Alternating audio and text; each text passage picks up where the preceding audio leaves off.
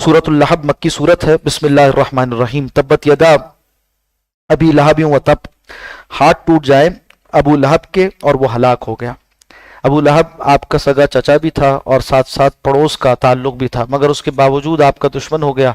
और चूंकि इस बहुत चेहरा उसका चमकता हुआ था, इस माना में कि शोले की तरह से बिल्कुल उसका रंग साफ था, और बावजूद उसके जो कुछ अल्लाह ने उसे अता किया था, ईमान का इनकार करने वाला था, तो उसका अंजाम बहुत बुरा हुआ। बताया गया हाथ टूट जाए यानी बर्बाद हो जाए, मुहावरा है अरबी का कि वो बर्बाद हो जाए अबू लहब दुनिया में भी, और हलाकत है उसके लिए।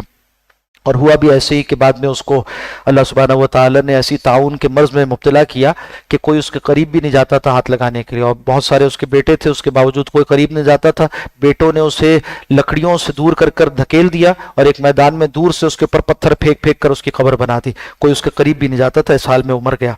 तो कहा कि उसके हाथ टूट गए, वो हलाक हुआ। मा अगना अनहु मालुहु, कुछ फायदा न दिया उसको उसके माल ने, वमा कसब, जो कुछ उसने कमाया था सब रायगा गया। यसला नारन सयसला नारन, जरूर दाखिल होगा वो एक ऐसी आग में, ज़ात लहब, जो शोलों वाली होगी। उस पर एक तारीफ की गई कि आज दुनिया में अबू लहब कहलाता है, आखिरत में वो शोलों में दाखिल होगा। वमरातुहु, और उसकी बीवी भी बड़ी नालायक थी।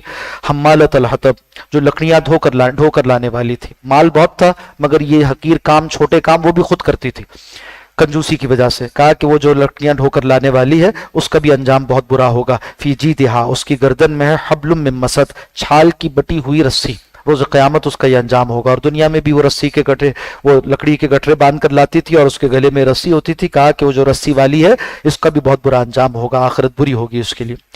मालूम हुआ नबी अकरम सल्लल्लाहु अलैहि वसल्लम की ज़ाते वाला सिफात, इससे जो तारुस करेगा बर्बाद होकर रहेगा। जो आप सल्लल्लाहु अलैहि वसल्लम के बिलमुकाबिल आएगा, आपकी शान में अदना गुस्ताखी का मुर्तकिब होगा, उसकी दुनिया और आखिरत बर्बाद होकर चली जाती है। अल्लाह सुब्हानहू व तआला उसके साथ खुद दुश्मनी फरमाते हैं, उसको तहस नहस कर देते हैं, बर्बाद कर देते हैं।